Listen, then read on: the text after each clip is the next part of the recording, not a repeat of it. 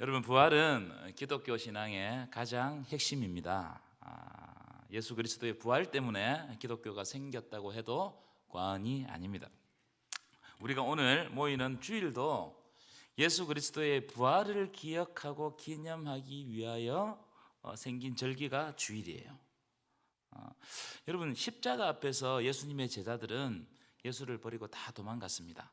마가복음에 의하면 어떤 제자는 벌거벗은 몸으로 도망갔다. 혼이불을 감고 오다가 들키니까 벌거벗은 몸으로 얼마나 급했으면 그렇게 도망갔겠어요.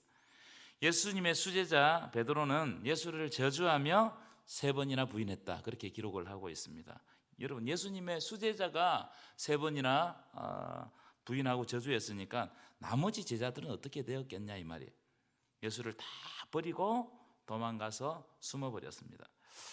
여러분들이 잘 아시는 것처럼 십자가는 사람을 가장 고통스럽게 죽이는 무지막지한 형틀입니다. 그래서 성경에는 나무에 달린 자마다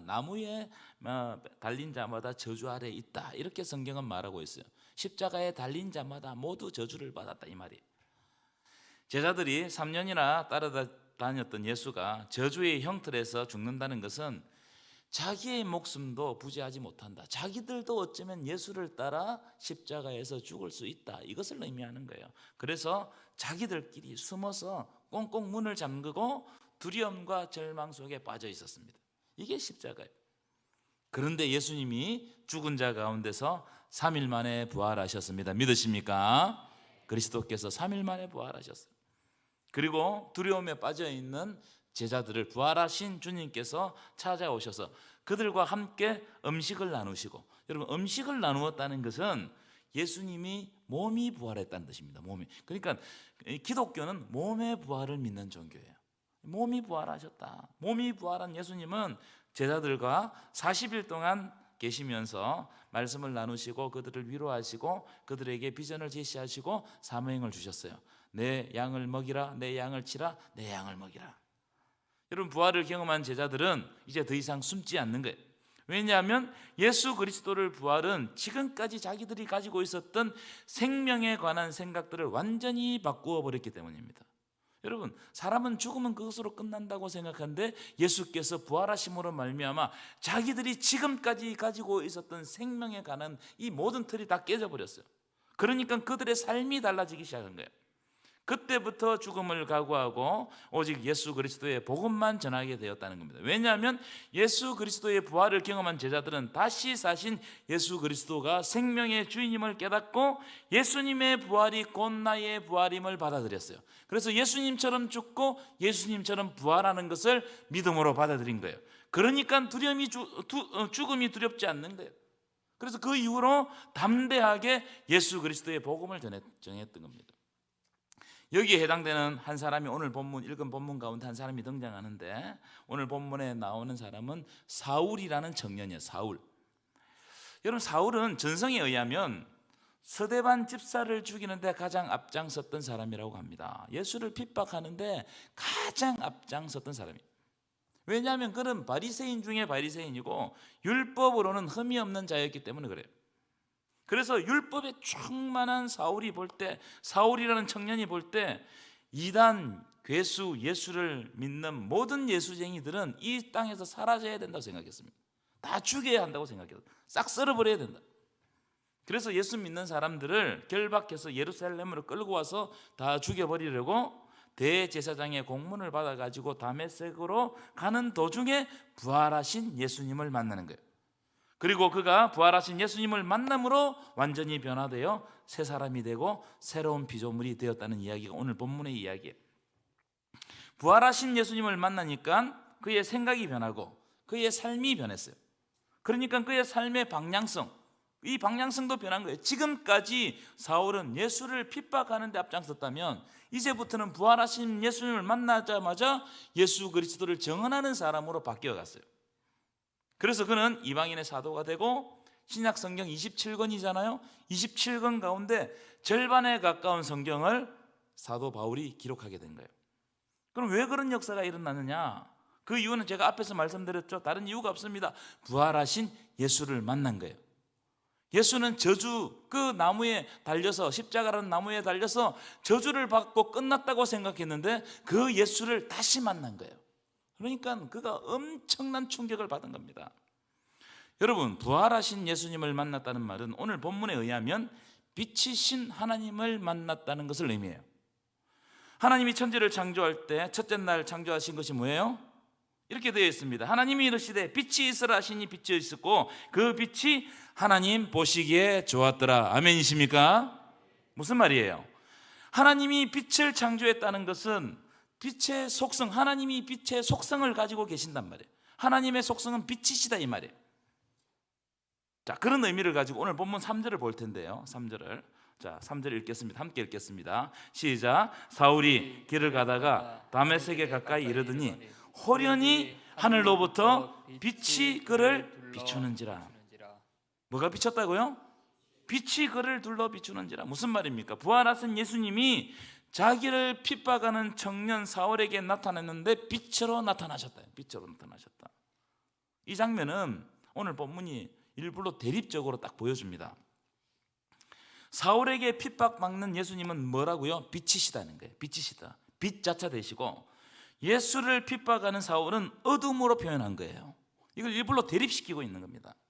여러분, 어둠은요 죽었다 깨어나도 빛에 대해서 몰라요. 빛이 비치면 그냥 어둠이 사라질 뿐이에요.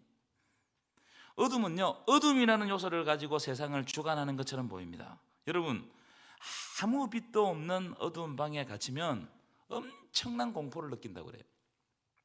구소련에서 이 정치범들을 색출해가지고 가장 혹독하게 고문했던 고문 방법이 뭐냐면은 며칠 동안 밥을 안 주고 어두운 방을 캄캄한 빛이 하나도 들어오지 않는 방 안에 가두어 버린다는 거예요. 그게 가장 무서운 공포였대요. 왜냐하면 어둠에 압도돼요. 어둠에 압도되면 그 방 안에 있는 것 자체가 미칠 지경이라는 거예요. 그런데 희한하게도 여러분, 그런 어둠에도 빛이 딱 들어오면 어둠은 그냥 물러가 버려요. 어둠이 그냥 물러가 버립니다. 빛이 딱 들어오는 순간 어둠은 사라집니다.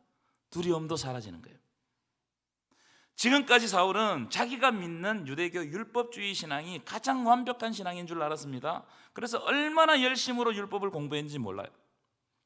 빌립보서 3장 5절 이하에 보면 바울이 이런 이야기를 합니다.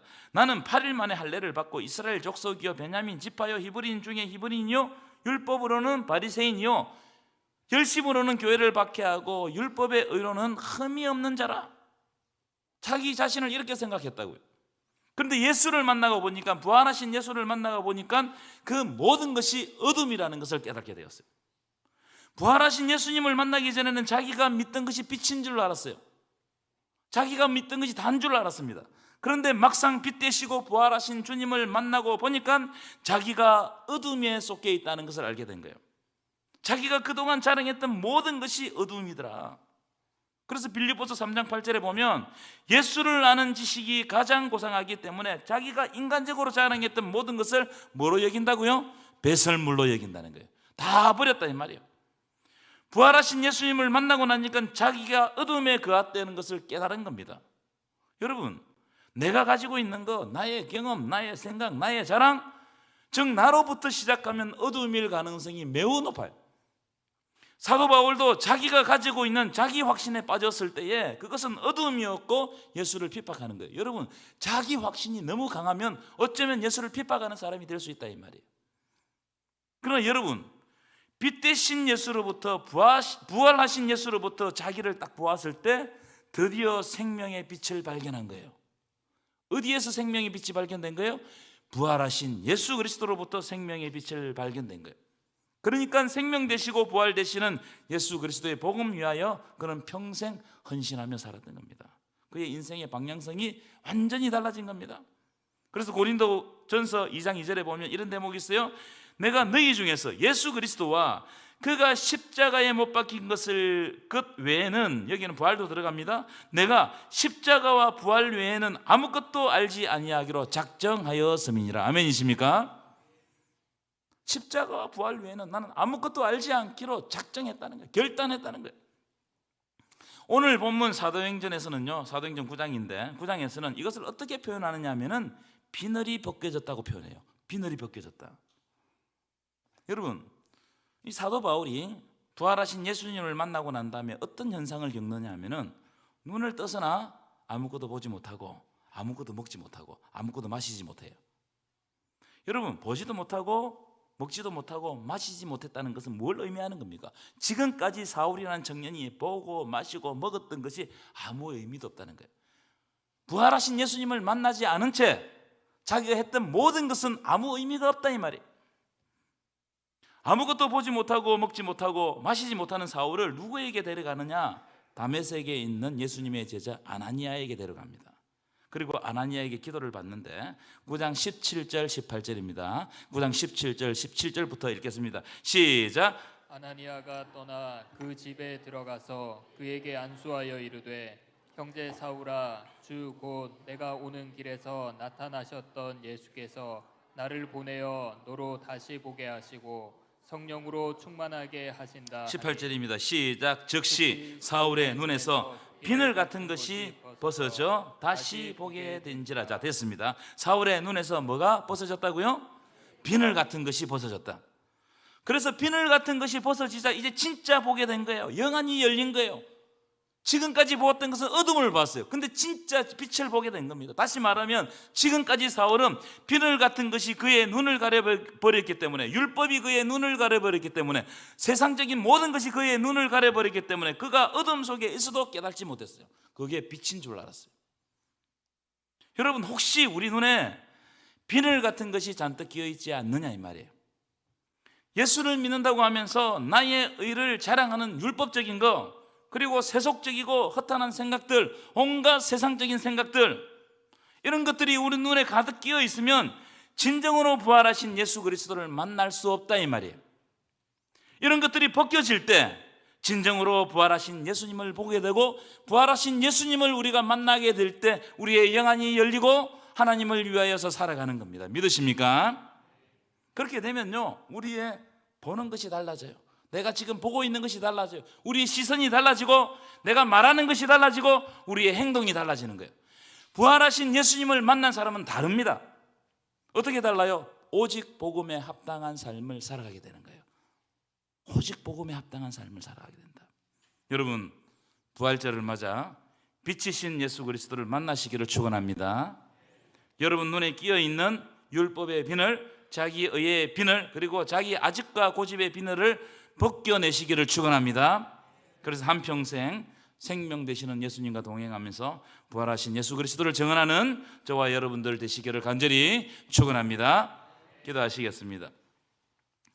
빛으로 오시고 죽은 자 가운데서 부활하신 주님, 오늘도 믿음 없는 우리들을 불러주시고 부활의 능력으로 채워주심을 진심으로 감사를 드립니다.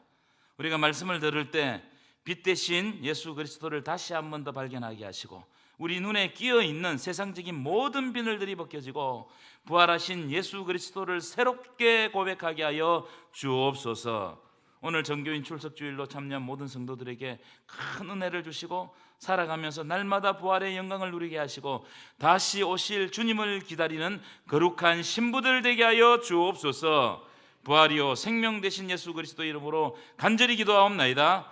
아멘.